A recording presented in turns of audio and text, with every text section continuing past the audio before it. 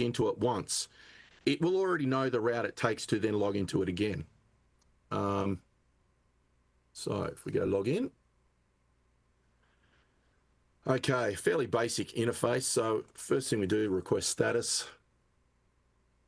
So battery voltage, clock. Oh, now a key thing with repeaters for those that want to set one up, the first thing you need to do with a repeater is make sure the clock is synchronized.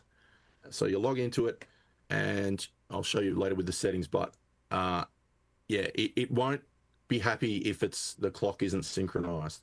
So yeah, basic stats here. Now this node is, I don't have very good coverage with this node, so my my packet count isn't very high.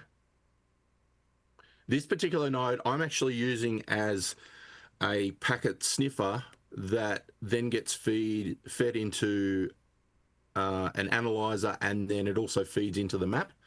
So it's not optimized for good coverage at the moment. i.e. it's not up my tower.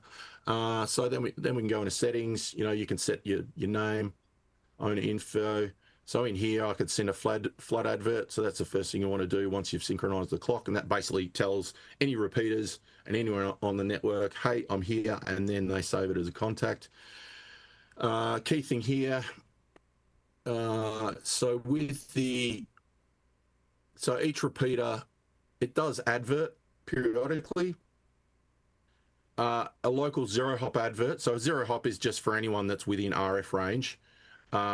We set that pretty low, just so that if repeaters hop up, drop off the network or come back on or what have you, or new ones pop up, each repeater knows of who its neighbors are. This flood advert, that basically sends out to the entire network. So originally, a lot of us, because we didn't have many on the network, we're running these floods every 12 hours. We're now suggesting to people to push it out a lot more. That's that. Set your position. I won't dox myself. You can get it from the repeater, or you can set your position. You just click over here on the map, and it shows you up a map. Click on the map, and it automatically enters it in for you. Synchronized clock. I often do that almost every time I log in anyway. Which I'm glad I did this actually, because I'd rebooted that one recently, and it obviously hadn't had its clock set. You can set access lists on who you allow in and who you don't, all that sort of thing, guest password. Here's a good one. So neighbors, this is a really good feature. So this will download any neighbors that, this is probably not a good example, this node, because it doesn't have that good a coverage. It's only showing 5 neighbors. Anyway, it shows it on the map. It'll show you, actually I need to log in. I'm going to log into my other one. This one here.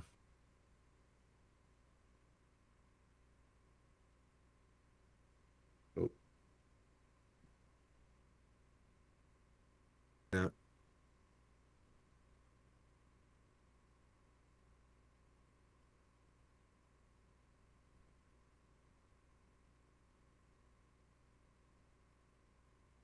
That might happen. Let's try this one. Suspect I might have the same issues. There we go. Okay, so generally the first thing logging in is we want to request status. We just do that by default. There have been some bugs, particularly if the repeaters are further afar and further deeper into the network, that sometimes they won't work. Now, I may have a similar issue with this one, because my this node, the repeater's right up high. I'm in a metal building, and my node is just trying to go through the window at the moment. So, which is why I went to the V3. You didn't, yeah. You didn't sacrifice the presentation goat. Yeah. I didn't what? You didn't sacrifice the presentation goat. Yeah. Yeah. Okay, so this is my main node. Like I said, I've got coverage of most of Melbourne with this one. This is also the one that points down to you guys in Tassie. So there's an example of what I got, 200,000 odd messages, what have you. Now, okay, so here's my noise floor.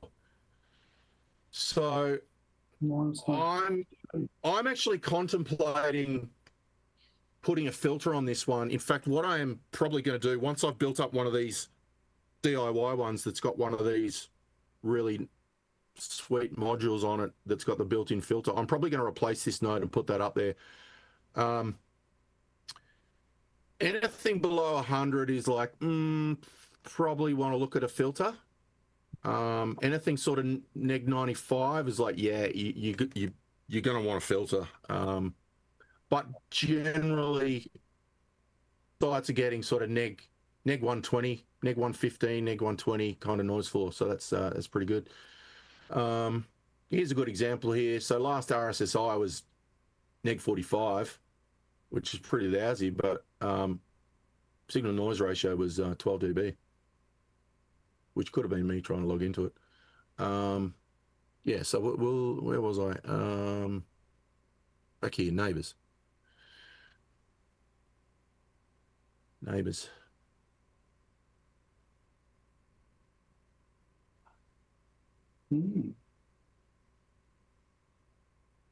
Now, by default, it only shows 10 at a time.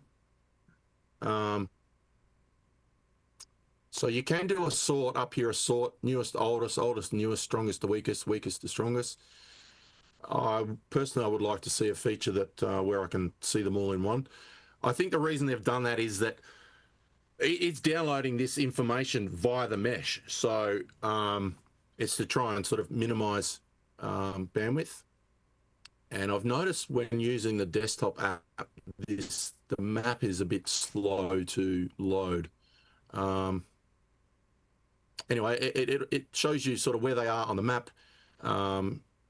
You can then click on it, tells you how far it is. Other stats, you can drill into it. You can look at your uplink SNR and your downlink SNR. Now let's see if I've got the Tassie one on here for the last 24 hours. There we go. So that's at neg 7.75. That's not a terrible signal. It is at the very lower end, but probably about a month or so ago, this was up around 7 dB. Like there was some really good propagation, and there's so we've got 15 element Yagis pointing at each other, and I think we're running about half a watt. But there was quite a lot of these other stations all around Melbourne that were actually getting it as well. Dave.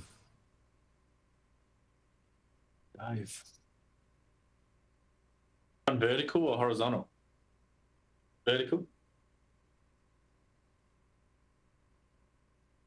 Yeah, that's right. I did a sort on the worst. Let's go strongest to weakest, just out of curiosity. Just a question. Yeah. Is the link direct from your house where to Tasmania? No, that sounds like Rex. Yeah, that's right. How are you, Rex? Good. Yeah, good. Yeah. Sorry to interrupt you there. What's your question? Is the link direct from your house to Tasmania? Yeah. So, Dave, VK7OTC. Milliwatts. Yeah. Well, we've bumped it up a bit, but yeah, 150 milliwatts is the default, and I think we're running about 100. Sorry, not 100. About half a watt. Now, obviously, that's not constant, Rex. That's, as you would know, that's a lot of that's been ducting and what have you. So it's not permanent 24/7. Oh, I see. But yeah, 150 milliwatts by default, and there's been quite a lot of Melbourne stations just with a 3 dB vertical on their home repeater. There was even several of them getting the Burnie station pointing towards us. But yeah, that won't stay up permanently. Yeah. It's Dave Cleveland. Yeah. Yeah. So from my place, that's 411 kilometres. So I set a new national record with that. Not that many people have tried, but yeah, I was pretty stoked when that came up. There's been a couple of months planning that one. But yeah, hopefully we'll see you on it soon, Rex. Maybe you can set some new records. I just wanted to ask, you said it's sort of intermittent. Sometimes it's there and sometimes it's not, depending on whether there's ducting. Yep. Is there aircraft scatter involved sometimes? Yeah, there has been definitely, and obviously the more traffic, the better. The thing is with this showing up on the map and then not being on the map. So basically, I didn't show it here before. I'll quickly flip that up.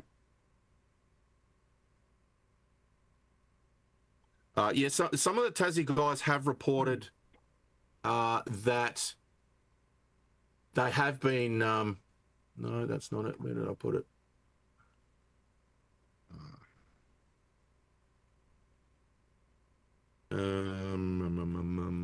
This one here.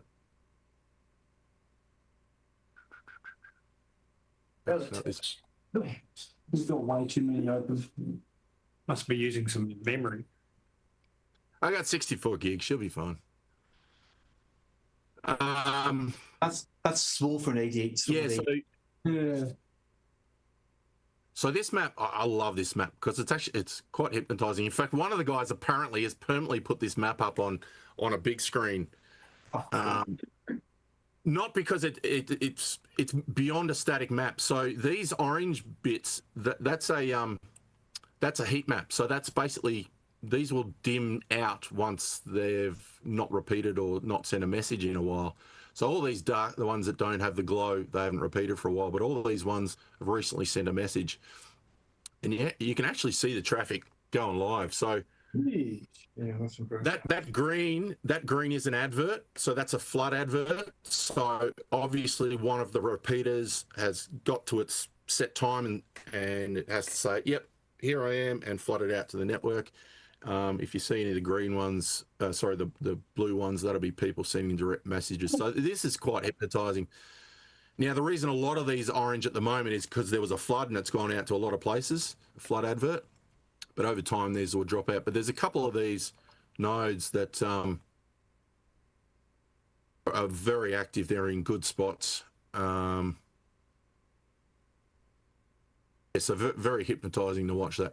Now, this map is actually, I mentioned before, I've set the original one I tried to log into before that doesn't have good range. So I'm using that as a mesh analyzer that's feeding into this map and also into the analyzer program. So that's capturing all this live traffic. So you can see the devices that have got that. So for example, this is my V3 one here. So that is MQTT online. Now, unlike Meshtastic, the MQTT is not being used for the network traffic. So the methodology when this was created was completely off-grid. A lot of the Meshtastic traffic, people have been setting up an MQTT node and then tunneling through the internet. Whereas Mesh Core methodology was completely off the grid. So the MQTT in this case is only for packet capture and analysis. So the green nodes capturing. This orange one here, that's a room server. What I was saying before, that is like a BBS. Yeah, I got a bit off track there. What took me on that path, Rex? I think it was something you said. Find Rex. I'm not sure, but I'm just interested that the propagation is so good. That's all. Yeah. Oh, that's right. Yeah. So it was early January. So my place is just go away. My place is just in here. And yeah, that's a node there. So it's 411 kilometers. There's a couple of guys, I think in Penguin or Devonport. I think even a couple of their nodes, just ones they had setting up at home. So no Yagi or anything, just a little vertical collinear. They were getting traffic and connectivity to a whole bunch of the Melbourne guys as well. who would have had also been running 150 milliwatts. So, yeah, it's pretty impressive. Yeah, a bit like sort of FT8, FT4, all that sort of stuff. It's it operates below the noise floor. Obviously not as effective as those ones, but yeah, it's pretty good. And that's, you know, just default out of the box type thing.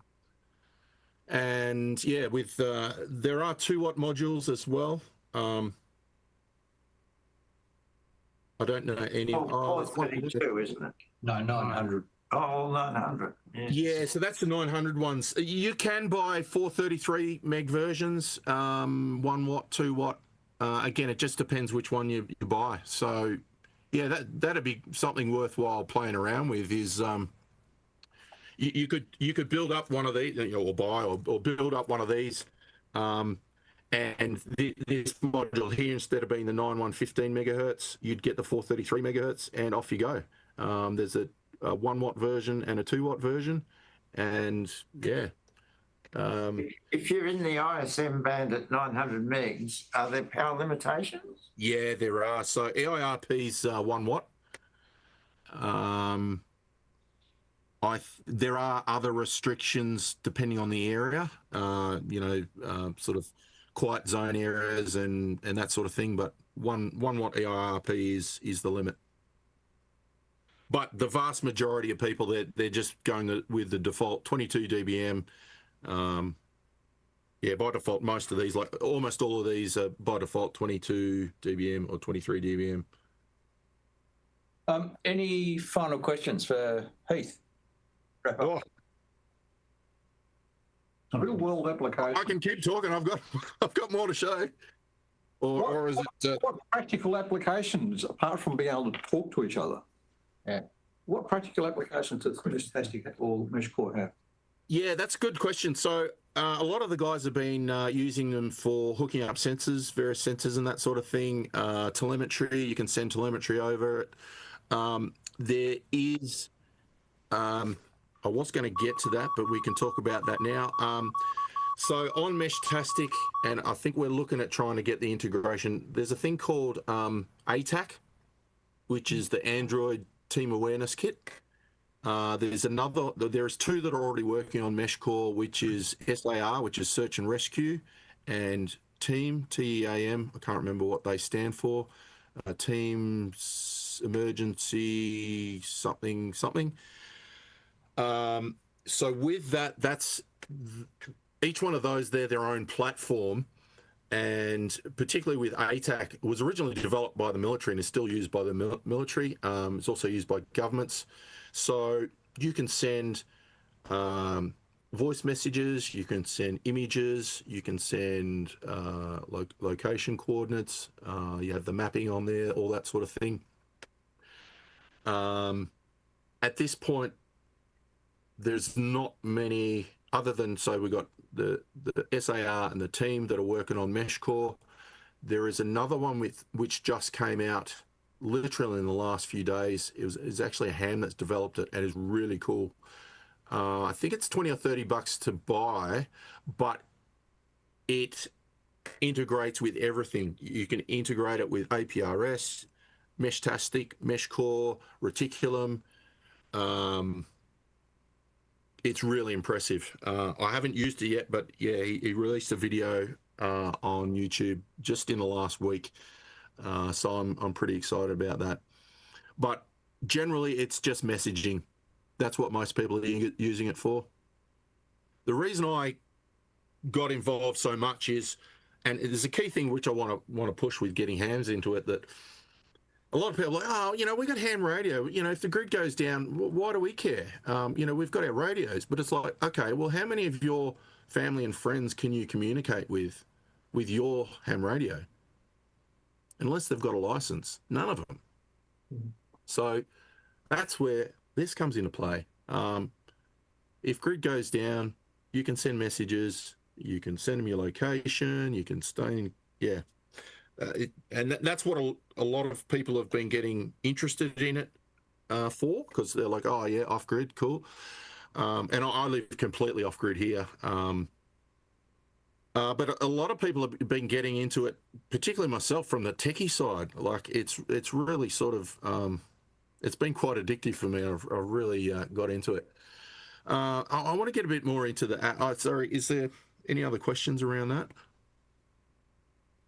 No, okay. Yeah. So One this final is- thing, Pete. Just to wrap up. Yep. Yep. Okay. All right. I could keep talking. Yeah. There's so many more features in the app, which I was hoping to get through. I'll just quickly go on. Yeah. So that's in the repeater. Yeah. So telemetry here, you can set up your own. By default, it just shows the battery voltage, but you can hook up other telemetry sensors. You can. There's all some funky under the hood command line stuff you can get into as well. I'll just quickly go back here. Some really cool features. Tools, antenna coverage. It's got built-in RF propagation and line of sight path tools and that sort of thing. So I should pull that up. Import. I've got Tassie specific ones.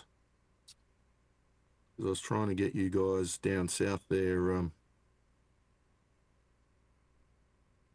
We go.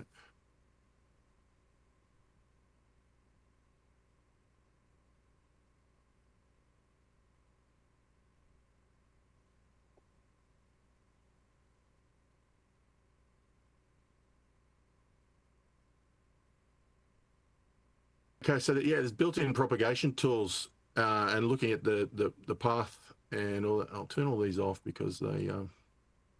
I worked out you guys can get a link north to south with only 4 repeaters. So, for example, One in Mount Wellington, one in Mount Barrow. Justin, you can't. Justin. so for example, that's one there. And I mean, I don't really know the terrain that well. I was just plucking things off that I could see were high. And the way I did is I knew this one here was a high point that was recommended to me. I clicked on it. It does this radiation plot you can see here.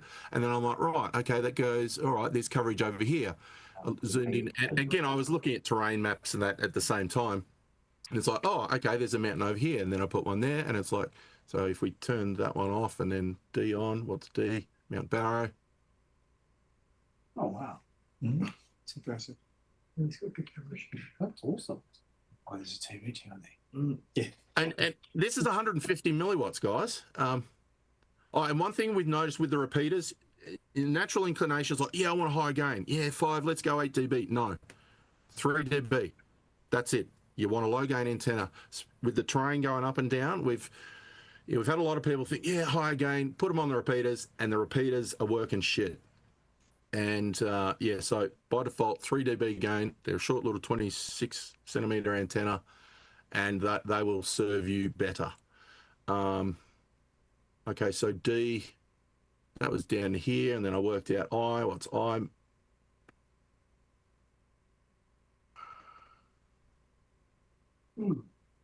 Sometimes this plotting is a little bit glitchy and what have you. No, that mustn't be one that I wanted. What's E? And Stuart.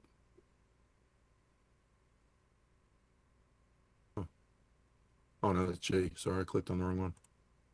E.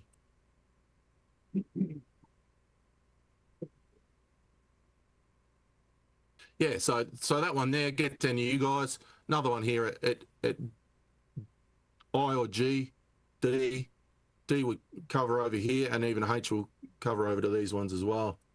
So yeah, that'll get you guys connectivity north to south, and then yeah, when our link up there is up, then we'll have you guys on the mesh. Okay, so that's that one, yeah, and you can turn them all on and off and look at all the main coverage and all that sort of thing if you want to. But this is mainly for planning. Another tool is you can do a line of sight. So if I just click a spot here and then Well, I'll pick somewhere which I know isn't line of sight. There we go. Gives you path profile, distance, path loss. Awesome. That's useful. Yeah, really good. And another thing with these, I forgot to mention, both in that coverage plot and the path plot here, you by default it's set to 5 meters, you know, because that's where sort of a typical height a lot of the repeaters will be, like people that put them on their roofs. You can get into the settings, generally put it down to like 2 meters or what have you, or put in whatever height you've got them at. So yeah, this has been really good. And one thing that I've loved about the Mesh Core community is that it's been getting so many guys excited about, oh, these tools, they're so amazing. And a whole heap of people are now coming into amateur radio. I think this technology is potentially the best thing to get new hands in than anything else. You've got the tinkerers, your builders, your microcontrollers. Yeah. Fantastic. All right. Can we show appreciation of host, please?